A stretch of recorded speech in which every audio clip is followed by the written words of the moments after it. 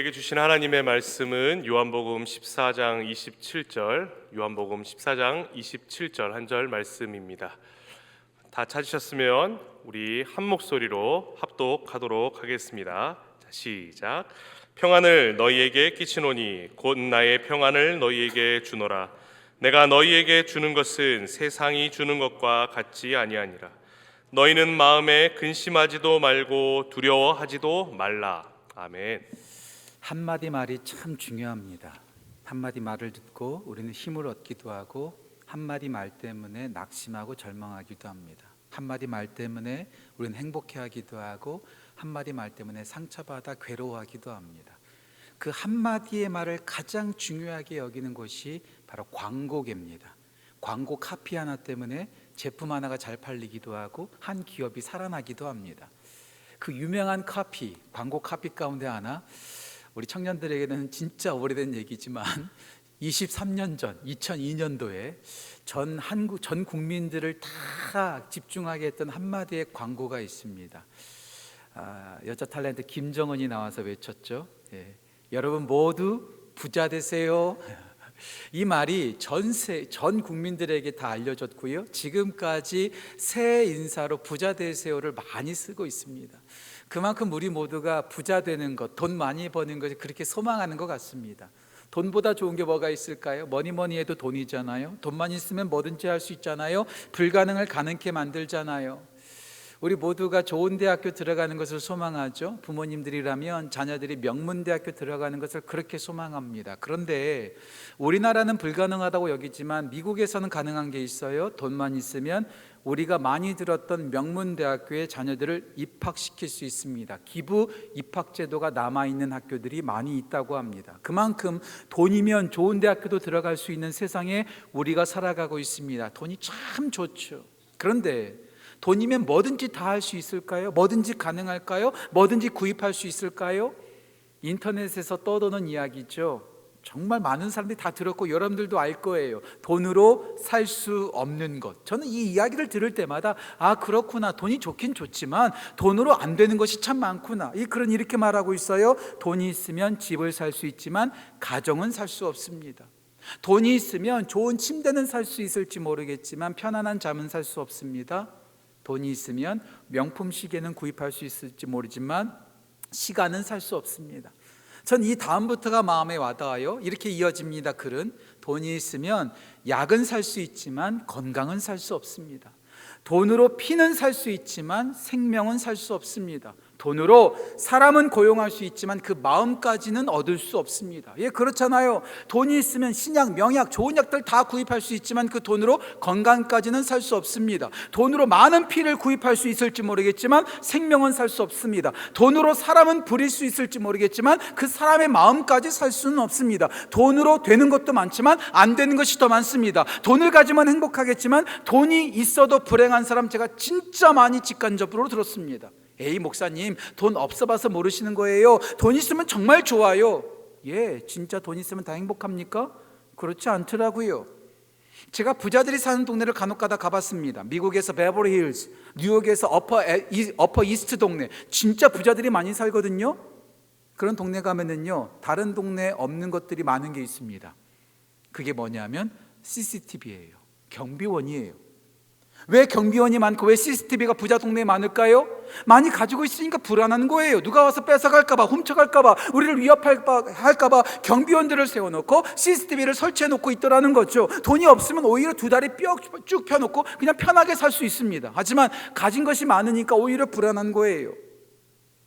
우리는 21세기 최첨단 과학 시대를 살아가고 있습니다. 과학이면 뭐든지 가능하다고 말하는 시대 가운데 살아가고 있습니다. 요즘 AI라고 하죠. 인공지능이라고 하잖아요. 인공지능 AI가 설교도 준비해 준다고 하더라고요. 뭐든지 다 가능한 시대 가운데 살아가고 있습니다. 그런데 과학이 모든 것을 다 가능하게 해줄까요? 물론 과학이 기능적으로 좋은 것도 있겠지만 못하는 것들도 많고 불가능한 것도 많습니다. 많이 알고 있다고 해서 불안이 사라지는 것이 아니라 많이 알고 있으면 알고 있을수록 오히려 더 불안한 게 우리들의 삶이에요. 높은 자리에 올라갔다고 해서, 권력을 가지고 있다고 해서, 부자가 됐다고 해서, 똑똑하다고 해서 문제가 없는 것 아닙니다. 여전히 불안한 시대 가운데 살아가고 있어요. 우리 청년들도 마찬가지죠. 미래가 불확실해요. 나는 결혼할 수 있을까? 나는 가정을 꾸릴 수 있을까? 나는 커리어를 쌓을 수 있을까? 대학교에 들어갈 수 있을까? 계속해서 공부할 수 있을까? 직장에 들어갈 수 있을까? 불안한 시대 가운데 우리가 살아가고 있어요. 많이 가지고 있어도, 많이 배웠어도 여전히 불안해요. 예수님께서 계셨을 때 주로 찾아간 사람들이 가난한 사람들이었죠. 아픈 사람이었죠. 억울한 사람들이었죠. 하지만 그런 그들만 찾아갔던 것이 아니에요. 많이 알고 있는 사람도 찾아갔습니다. 그 당시 가장 많이 알고 있다는 사람, 바리새인 중에 바리새인 니고데모가 예수님을 밤중에 찾아갔던 것을 볼 수가 있어요. 높은 위치에 권력을 가지고 있었던 사람들도 예수님을 찾아갔습니다. 왕의 신하가 찾아갔어요. 백부장이 찾아갔어요. 당시 백부장은요 100명의 군사를 거느린 가장 파워풀한 사람이었습니다. 그럼에도 불구하고 예수님을 찾아갈 만큼 문제가 있었다라는 거죠. 부자들도 마찬가지예요. 누가복음에 보면 부자 관리가 예수님을 찾아갔습니다. 많이 알고 있어도, 많은 것을 가지고 있어도, 높은 위치에 올라갔어도 여전히 삶은 불안한 거예요. 여러 가지 힘든 거죠. 철학자 가운데 키에르케고르, 여러분 한 번쯤은 들어보셨을 거예요. 어떤 사람은 신실한 그리스도인이라고 말하기도 하고 그렇지 않다고 말하는 사람들도 있어요. 하지만 그 사람이 했던 말 가운데 가장 의미 있는 말이 하나 있습니다. 여러분 한 번쯤은 들어보셨을 거예요. 모든 인간은 죽음에 이르는 병을 가지고 있다. 모든 인간은 죽음에 이르는 병을 가지고 있는데 그 병은 무엇인가? 절망이라는 거예요. 절망할 수밖에 없다라는 거예요. 그러면서 그 사람은 또 이렇게 말합니다. 모든 사람은 다 마음의 병을 가지고 있다. 나만, 특정한 사람만 우울증 가지고 있는 것 아니에요. 공황장애 겪고 있는 것 아니에요. 모든 사람이 다 마음에 우울함이 있고 공황장애가 불안하게 살아가고 있는 우리가 이 시대가 그렇다는 거죠. 그렇게 불안에 떨고 있고 두려워하고 문제 속에 허덕이는 우리에게 오늘 예수님께서 말씀하십니다. 평안을 너에게 끼치노니 곧 나의 평안을 너에게 주노라. 내가 너에게 주는 것은 세상이 주는 것 같지 아니하니라. 너희는 마음에 근심하지도 말고 두려워하지도 말라. 세상이 줄 수 없는 것, 돈으로도 명성으로도 지식으로도 줄 수 없는, 세상이 줄 수 없는 평안을 우리 가운데 주신다고 오늘 예수님께서 말씀하고 계세요. 2025년 우리 교회 주제가 표어가 평안하여 든든히 서가는 교회입니다. 2025년 안에 우리 교회뿐만 아니라 우리 모든 성도님들, 우리 청년들도 주님 주시는 평안으로 든든히 서가는 귀한 한 해가 되기를 주님의 이름으로 축복합니다. 자, 그렇다면 세상이 줄 수 없는 평안은 무엇일까요? 오늘 설교는 본문 설교가 아니라 제목 설교라고 말할 수 있겠죠. 세상이 줄 수 없는 평안이 무엇일까? 오늘 세 가지를 여러분과 함께 나누고 싶어요. 첫 번째, 세상이 줄 수 없는 평안은 사랑입니다. 사랑. 우리 모두가 사랑을 원하잖아요. 사랑만 생각하면 너무나 행복하잖아요. 모두가 사랑을 노래하고 사랑을 말하고 사랑을 이야기합니다. 사랑을 가지면 행복해지죠. 정말 좋죠. 그런데 참 안타까운 것은 사랑하면 행복해지지만 그 사랑 때문에 또 우리가 아파하기도 해요. 괴로워하기도 해요. 인정하고 싶지 않지만 이런 말이 있잖아요. 가장 사랑하는 사람이 가장 아프게 한다.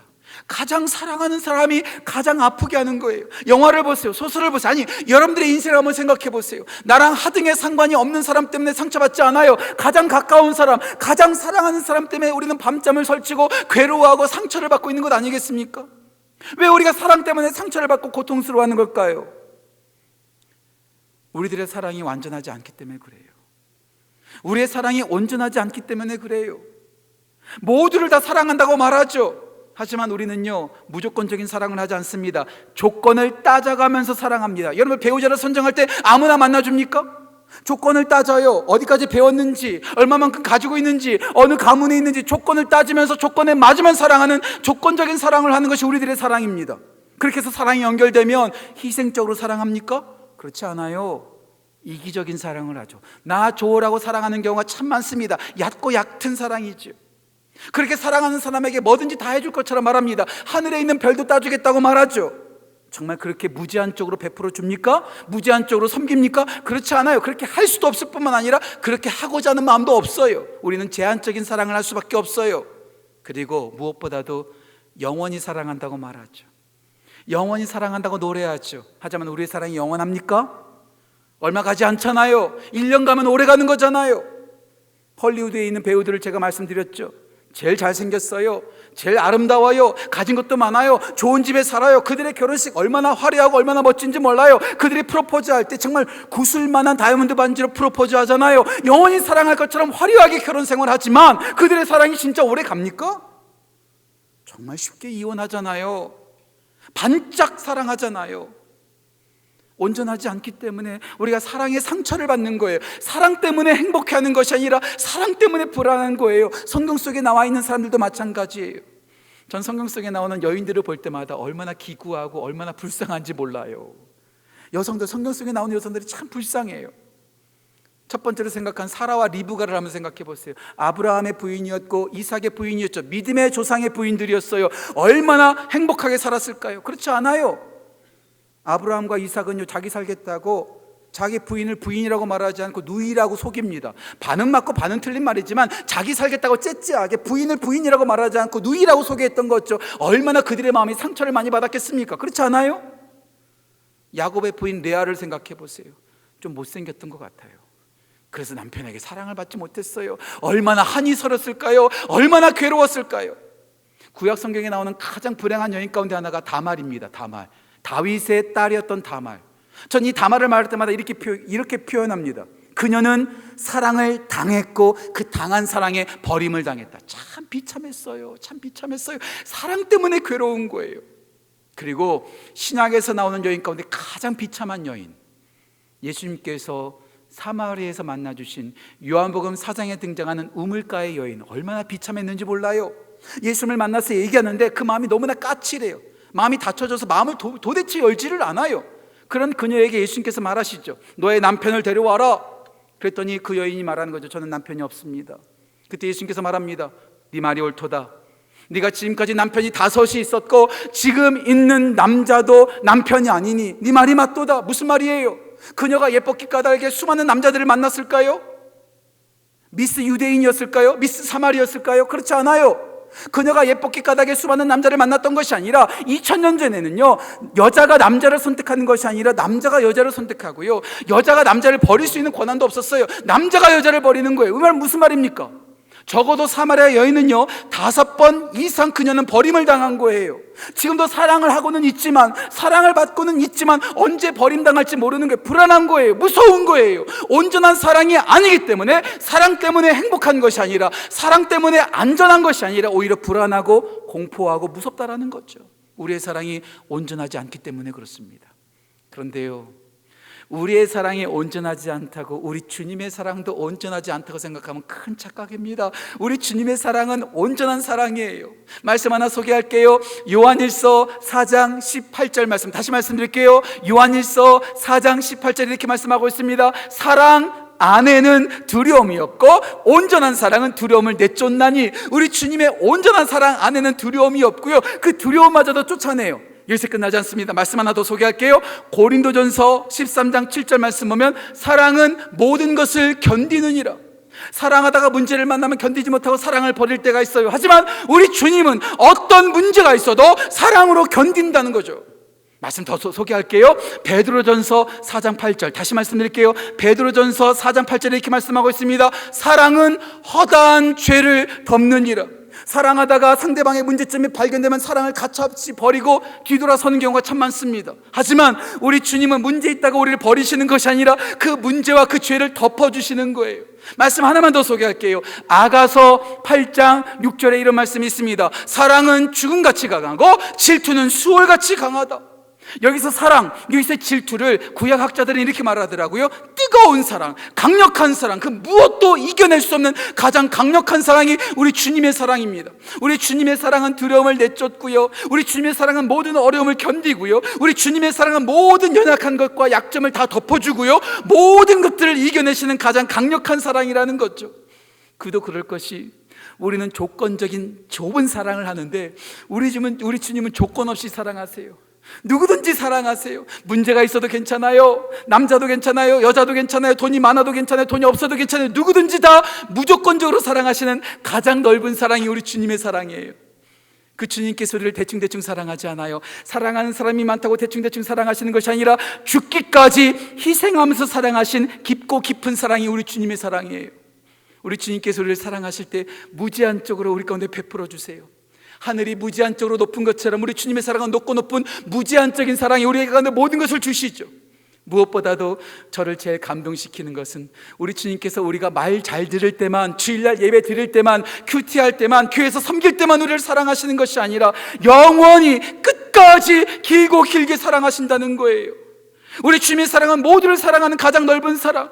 우리 주님의 사랑은 우리를 죽기까지 사랑하신 가장 깊은 사랑, 우리 가운데 무제한적으로 주시는 가장 높은 사랑, 그리고 우리를 끝까지 사랑하신 길고 긴 사랑, 가장 큰 사랑이 우리 주님의 사랑입니다. 세상의 사랑은 우리에게 상처를 주고 우리를 무섭게 만들지만 우리 주님의 사랑은 우리 가운데 안정을 주고 두려워하지 않게 한다는 거죠. 우리 청년들에게 말합니다. 열심히 사랑하세요. 사랑하는 사람과 열심히 사랑하고 여러분들의 가족을 열심히 사랑하세요. 그리고 그 무엇보다도 우리 주님의 가장 크신 사랑을 여러분들의 마음 가운데 심으세요. 그때 우리는 두려워하지 않아요. 그때 우리는 불안해하지 않아요. 그때 우리는 걱정하지 않아요. 그 주님의 사랑이 우리 가운데 있을 때 그 세상이 줄 수 없는 평안이 우리를 든든하게 세워갈 줄 믿습니다. 그 세상이 줄 수 없는 평안, 그 사랑으로 체험받는 우리 모든 청년들, 우리 모든 성도 되시기를 주님의 이름으로 축복합니다. 두 번째, 세상이 줄 수 없는 평안은 소망입니다. 소망입니다. 제가 설교 시간에 자주 말씀드리죠. 이 세상에 영원한 것은 없어요. 모두가 다 유통기한이 있어요. 오래가지 않아요. 곧 사라져요. 몇 해 전에 프랑스 파리에 있는 노트르담 대성당이 불타오르는 거 여러분 뉴스를 통해서 보셨죠? 지금 다 거의 다 재건됐다고는 하지만 과거의 오리지널은 아니에요. 이 세상의 모든 거 다 사라지고 없어지는 거예요. 내가 쌓아둔 모든 재산도 없어질 거예요. 내가 얻어낸 모든 학위와 모든 명성과 모든 성공도 다 사라질 거예요. 다 없어지는 거예요. 이 세상에 영원한 것 단 한 가지도 없습니다. 제가 미국에 있었을 때 읽었던 아주 인상적인 책이 하나 있어요. 데이비드 실즈라고 하는 분이 쓴 책인데요. 지금 서점에 가면 구입하실 수 있어요. 우리는 언젠가 죽는다. 우리는 언젠가 죽는다라는 책을 제가 읽었어요. 그 책의 서문을 읽는데 제가 충격을 받았어요. 그 책에서 저자는 이렇게 말하고 있습니다. 모든 인간은 태어나는 그 순간부터 살아가는 것이 아니라 죽어간다. 모든 인간은 태어나는 그 순간부터 살아가는 것이 아니라 죽어간다. 무슨 말이에요? 내일이 되면 우리 죽을 날과 조금 더 가까워진 거죠. 다음 달이 되면 더 가까워진 거고, 내년이 되면 더 가까워지는 거죠. 예, 우리는 어쩌면 죽을 날을 향해서 달려가는, 살아가는 것이 아니라 죽어가는 인생일지 모르겠어요. 우리 모두는 죽어요. 박사학위가 있는 사람도 죽고 박사학위 없는 사람도 죽어요. 건강한 사람도 죽고 건강하지 않은 사람도 죽어요. 목사인 저도 예외가 아니에요. 우리 모두는 죽습니다. 단 한 사람도 예외 없이 반드시 죽습니다. 왜 죽을까요? 히브리서 9장 27절에 이렇게 말하고 있어요. 사람이 한 번 죽는 것은 정해진 것이요 그 후에는 심판이 있으리. 하나님께서 정하셨어요. 우리 모두는 죽어요. 돈이 많아도 죽어요. 건강해도 죽어요. 똑똑해도 죽어요. 다 죽어요. 다 죽어요. 벌써 15년이 지났네요. 제가 미국 워싱턴에서 사역하고 있을 때, 제가 30대 후반 젊은 목사였을 때, 그때 80 넘은 한 권사님과 만났는데 그 권사님께서 저한테 이런 말씀하시는 거예요. 목사님, 제가 80 넘게 살다 보니까 참 재밌는 것을 하나 발견했어요. 제가 많이 죽는 것을 많이 봤거든요. 그런데 예수님 믿다가 죽은 사람과 예수님 믿지 않다가 죽은 사람이 너무나 달라요. 너무나 달라요. 예수 믿다가 죽은 사람은요, 너무나 마음이 평안해 보여요. 평온해 보여요. 죽음을 받아들이고 참 감사가 넘치더라고요. 그런데 예수님 믿지 않다 죽는 사람들을 보면요, 비참해요. 괴로워해요. 무서워해요. 예수님을 믿다 죽은 사람과 예수님을 믿지 않다 죽은 사람이 너무나 다르다라는 거예요. 전 여러분들에게 죽음을 슬퍼하지 말라고 말하는 것 아니에요. 제가 언젠가 장례식에 갔는데 어떤 목사님께서 유가족이 막 울고 있으니까 막 혼내더라고요. 지금 아빠가 천국에 갔는데 왜 여기서 우냐고, 기뻐하라고. 그건 폭력이에요. 제가 부끄러운 말 한마디 해볼까요? 이야기해 드릴까요? 제가 2002년도에 미국에 유학 갔는데요. 제가 미국 그때 김포공항이었거든요. 김포공항에서 아버지하고 어머니하고 헤어지는데 제가 울었어요. 11시간 동안 로스앤젤레스로 비행기 타고 가는데 비행기 안에서 내내 울었어요. 왜 울었을까요? 아니, 비행기 타면 다시 미국에서 한국으로 올 수 있고 전화도 할 수 있고 요즘 영상통화도 가능해서 언제든지 볼 수 있는데 왜 제가 울었을까요? 지금 당장 보지 못하니까, 헤어지니까 슬픈 거예요. 죽었으면 이 세상에서 다시 못 보잖아요. 그러면 슬퍼할 수 있잖아요. 그리스도인들은 죽음 앞에서 슬퍼할 수는 있어요. 하지만 그 죽음 때문에 절망하지는 않아요. 그 죽음 때문에 두려워하지는 않아요. 슬퍼할 수 있을지는 모르지만 그 죽음 때문에 우리는 두려워하지 않아요. 그 죽음 때문에 절망하지 않아요. 왜요? 죽음이 끝이 아니기 때문에. 오늘 우리가 찬양했잖아요. 죽음은 끝이 아니에요. 영원함이 우리 가운데 있다라는 거죠. 제가 지지난주에 설교했죠. 제가 히브리서 11장 믿음장을 좋아한다고. 히브리서 11장은 믿음장이라고 말하기도 하고 저는 믿음의 전당이라고 자주 표현한다고 말씀드렸죠. 아담부터 에녹, 노아, 아브라함, 이삭, 야곱, 모세, 다윗에 이르기까지 수많은 믿음의 사람들이 등장합니다. 하지만 저의 마음을 감동시키는 것은 이름 없는 믿음의 사람들, 33절부터 마지막 절까지 이름 없이 하나님을 믿었던 사람들, 그들이 하나님을 믿었기까지 얼마나 수많은 고통을 당했는지 몰라요. 채찍을 맞았어요, 조롱을 당했어요, 핍박을 당했어요, 궁핍을 당했어요, 칼로 찔림을 당했어요, 톱으로 켬을 당했어요. 얼마나 끔찍해요. 말씀을 보면 이런 말씀도 나옵니다. 양과 소 가죽을 입고 유리방황했다라는 말이 나와요. 이 말이 무슨 뜻인 줄 아세요? 소 가죽, 양 가죽 입었으니까 와, 호사를 누렸구나. 아니에요. 그런 뜻 아니에요. 그 당시 때 하나님을 믿는 사람들을 어떻게 했냐면요, 소가죽과 양가죽을요 물에 담가서 불리는 거예요. 늘리는 거예요. 한참을 불려가지고 그 불고 늘어난 그 양가죽과 소가죽을 하나님을 믿는 사람을 꽁꽁 묶는 거예요. 아주 타이트하게 꽁꽁 묶는 거예요. 그렇게 꽁꽁 묶어가지고 말 위에, 나귀 위에 앉혀놓고 태양빛이 장렬하는 사막에 그냥 풀어놓는 거죠. 어떻게 될까요? 퉁퉁 불어서 늘어난 그 소가죽이 태양빛을 받으면서 쪼그라들기 시작하는 거예요. 어떻게 될까요? 점점 옥죄어 오는 거예요. 뼈가 으스러지는 거예요. 괴로운 거예요. 숨이 막히는 거예요. 그러면서 그 때 앞에서도 죽어가는 것, 무엇 때문에? 하나님을 믿는 믿음 때문에. 하지만 그들은 그 죽음 앞에서 믿음을 버리지 않았어요. 왜 그랬을까요? 그 죽음 앞에서도 왜 믿음을 버리지 않았을까요? 히브리서 11장 35절에 이런 말씀이 나옵니다. 그들은 더 좋은 부활을 소망했다고. 더 좋은 부활을 소망했다고. 그리고 그들이 소망한 대로 히브리서 11장 40절 말씀 보면 하나님께서 그들에게 더 좋은 것을 예비해 주셨다는 거죠. 죽음이 끝이 아니기 때문에 그 죽음 앞에 영원한 생명이 까닭에 그 죽음 앞에서 그들은 두려워하지 않았다라는 사실이지요. 신약 성경에는 4개의 복음서가 등장합니다. 마태복음, 마가복음, 누가복음, 요한복음 4개의 복음서가 등장합니다. 이번에 말씀을 준비하면서 이 4개의 복음서에서 영원, 이터니티, 영원이라는 단어가 몇 번 쓰였는지를 제가 한번 세봤어요. 세봤더니 제가 카운트한 것은 63번 나오더라고요. 63번. 그 63번 중에서 요한복음에서 몇 번 쓰였을까? 제가 다시 한번 세봤어요. 요한복음에서 몇 번 나오는가? 30번 나오더라고요. 거의 절반 가까이 요한복음은 영혼을 계속해서 강조하고 있어요. 그도 그럴 것이 멀리 갈 필요 없이 오늘 본문이 등장하는 요한복음 14장 1절부터 보면 우리 예수님께서 너희가 거할 거처를 예비하러 가노라.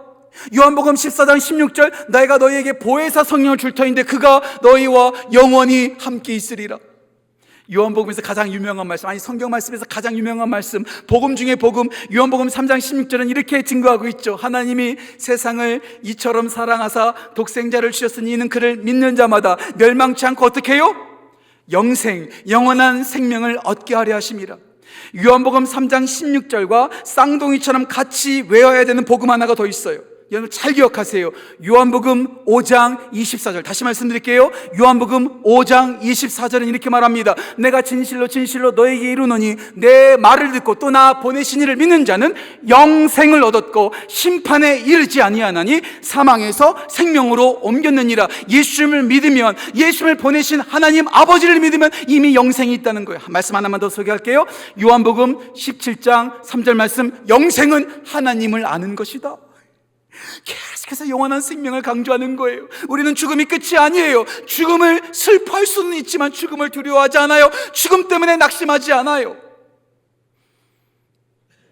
독일의 목사님이셨던, 독일의 신학자였던 본 헤퍼라고 하는 목사님이 계십니다. 이분을 좋아하는 분들도 또 싫어하는 분들도 많더라고요. 그런데 이분의 마지막을 보면 참 감동적이에요. 이분은요 2차 세계대전의 원인이었던 그 히틀러를 반대했거든요. 히틀러를 대항했거든요. 그래서 감옥에 갇혔어요. 감옥에 갇혔는데 1945년 4월 9일 히틀러가 죽기 2주 전에 이분이 사형대에 섭니다. 사형대에 섰었을 때 사형을 집행하는 그 군인이 보네포 목사님에게 물어봅니다. 마지막으로 남길 말이 뭡니까? 마지막으로 남길 말이 뭡니까? 그때 보네포 목사님이 수많은 사람들이 보는 앞에서 이렇게 말합니다. 예, 이것이 당신들이 말하는 끝이요. 하지만 이것은 나에게 새로운 생명의 시작이요. 당신들은 죽음이 끝이라고 말하죠. 내가 죽으면 끝이라고 생각하죠. 하지만 나에게는 새로운 생명의 시작입니다. 예, 세상 모두는 죽음을 두려워합니다. 하지만 우리는 죽음이 끝이 아니라는 것을 믿습니다. 우리 가운데 영원한 소망 되시는 예수님께서 세상이 줄 수 없는 평안을 주시기 때문에 그렇죠. 청년들에게 당부합니다. 우리 영원히 살지 않아요. 여러분, 건강해도 다 죽어요. 언젠가 죽어요. 하지만 우리가 죽음 때문에 두려워하지 않는 것은 영원한 소망 되시는 예수님께서 우리 가운데 세상이 줄 수 없는 평안을 주시기 때문이죠. 세상이 줄 수 없는 사랑, 세상이 줄 수 없는 그 영원한 소망, 그 사랑과 소망을 받아 그 평안 가운데 든든히 서가는 우리 모든 성도 되시기를 다시 한번 주님의 이름으로 축복합니다. 마지막 세 번째, 세상이 줄 수 없는 평안은 사명입니다. 사명이에요. 제가 설교 시간에 자주 말씀드리죠.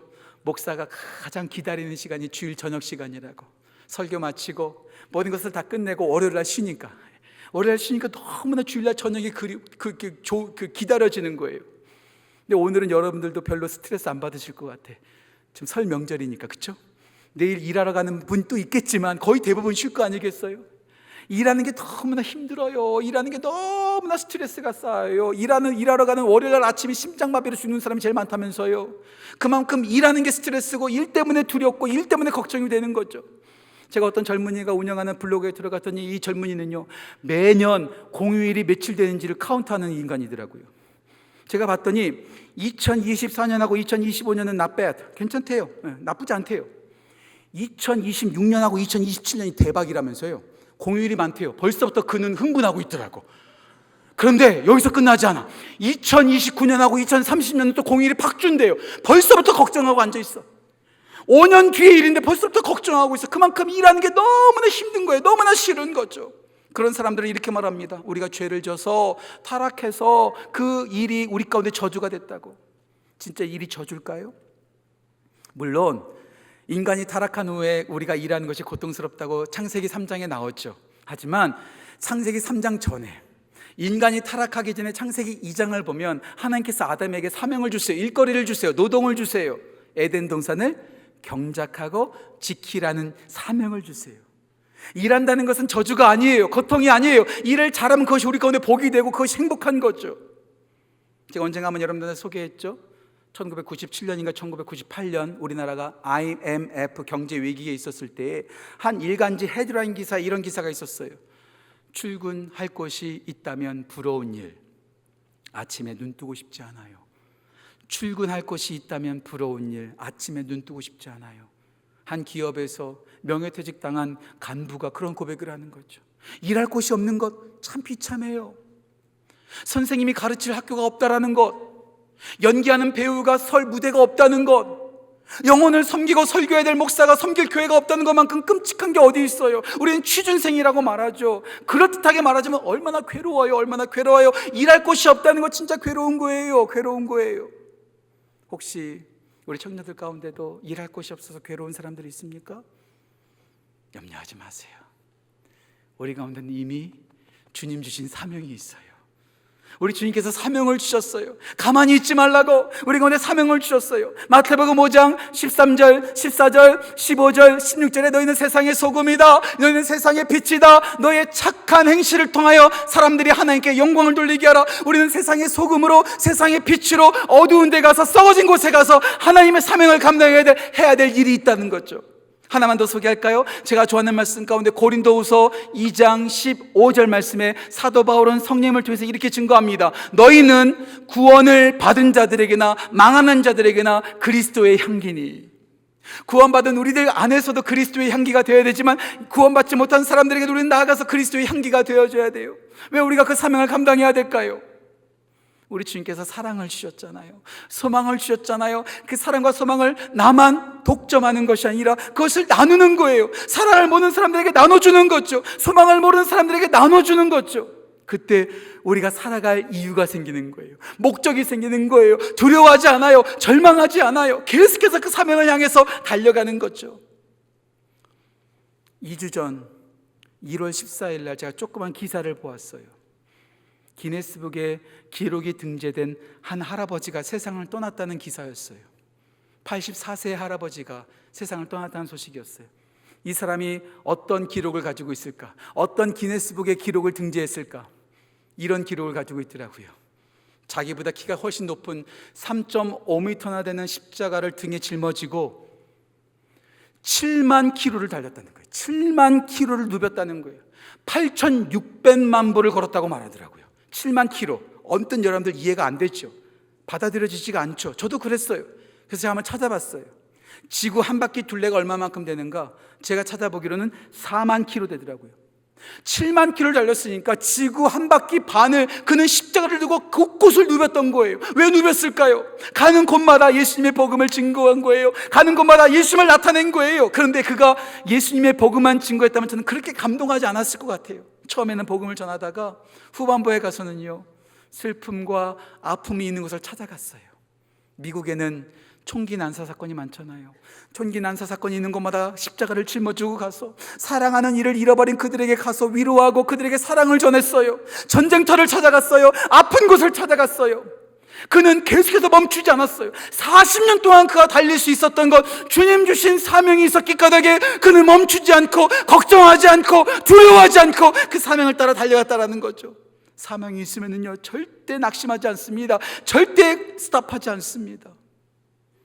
그 아서 블레시시라고 하는 그 할아버지가 평생 달리면서 예수님의 사랑과 그 소망을 증거하며 행복하게 인생을 마무리했던 것처럼 우리도 그냥 가만히 살아가는 것이 아니라, 나 자신만을 위해서 살아가는 것이 아니라 내가 받은 사랑, 내가 누리고 있는 이 소망을 모르고 있는 사람들에게 나눠주는 그 사명을 다함으로 불안해하지 않고 두려워하지 않고 평안하여 든든히 달려가는 우리 청년들, 달려가는 우리 모든 성도 되시기를 주님의 이름으로 축복합니다.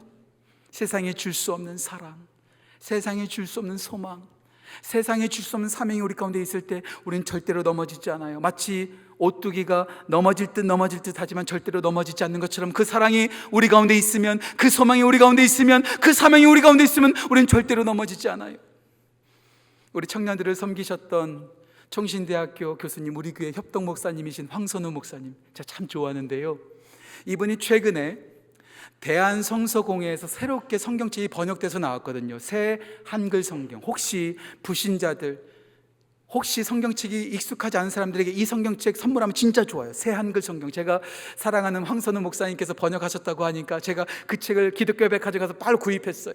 그리고 오늘 말씀을 준비하면서 오늘 본문 말씀을 가장 먼저 찾아봤어요. 요한복음 14장 27절을 새 한글 성경은 어떻게 기록하고 있을까?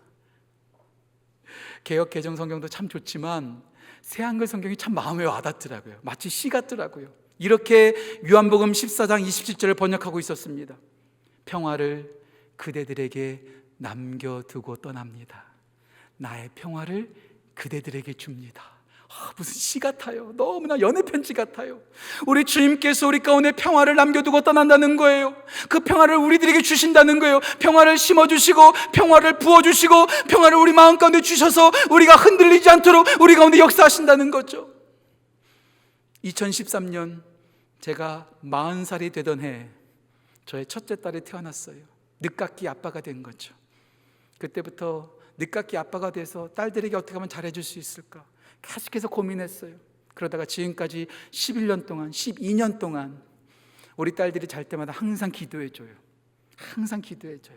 기도해주고 기도 마친 다음에 사랑합니다, 축복합니다, see you soon, good night 꼭 해줘요. 그런데 제가 기도하기 전에 또 축복하기 전에 제가 항상 두 딸에게 물어보는 질문이 있어요. 저희 첫째 딸이 말귀를 알아듣는 그 순간부터 아마 11년 전부터 계속해서 매일 물어봅니다. 매일. 요즘 매일 물어보니까 이제 건성건성 대충대충 대답하기도 해요. 근데 제가 두 딸에게 항상 기도하기 전에 물어보는 것, 예수님 어디 계셔? 딸, 예수님 어디 계셔? 제가 꼭 물어봐요. 그럼 첫째 딸은 항상 이렇게 대답해요. 첫째 딸은 항상 이렇게 대답해요. 둘째 딸은 조금 특이하게 대답해요. 이렇게 대답해요. 하늘에 계신 주님, 예수님 내 안에 계셔. 예, 그래요. 우리에게 온전한 사랑을 주시고 영원한 소망을 주시고 우리가 살아갈 이유가 되시는 그 사명을 주시는 그 예수님께서 우리 안에 계시면 우리는 절대로 넘어지지 않아요. 절대로 불안하지 않아요. 절대로 쓰러지지 않아요. 새해를 맞이한 우리 청년들에게, 새해를 맞이한 우리 모든 성도님들에게 제가 새해 인사를 드리고 싶어요. 이렇게 여러분들한테 말하고 싶어요. 여러분, 모두 예수 부자 되세요. 돈 부자가 아니라, 건강 부자가 아니라, 박사학위 부자가 아니라 여러분들 모두 예수 부자 되세요. 예수님을 우리 가운데 가득 채워지고 우리가 예수 부자가 될 때 우리의 걱정은 사라질 것입니다. 우리의 두려움은 사라질 것입니다. 세상이 줄 수 없는 평안을 주시는 그 예수가 우리 안에 충만히 거하심으로 절대로 넘어지지 않은 우리 모든 청년들, 모든 성도 되시기를 주님의 이름으로 축복합니다. 기도하겠습니다. 하나님 아버지, 우리 모두는 불안합니다. 미래가 불안하고 우리의 상황이 불안하고 모든 여건이 불안합니다. 뉴스를 보면 볼수록 우리는 낙심할 수밖에 없습니다. 그런 우리에게 찾아오셔서 온전한 사랑을 부어주시고 영원한 소망을 가르쳐 주시고 우리가 살아야 될 이유, 그 사명을 주심에 감사합니다. 사랑과 소망과 사명 주시는 그 예수로 우리 마음이 가득 채워져 예수 부자 되게 하시고 예수님으로 인하여 세상에 줄 수 없는 평안을 누리고 든든히 서가는 우리 청년들, 우리 모두 될 수 있도록 주여 역사하여 주옵소서. 감사드리며 귀하신 예수님의 이름으로 기도합니다. 아멘.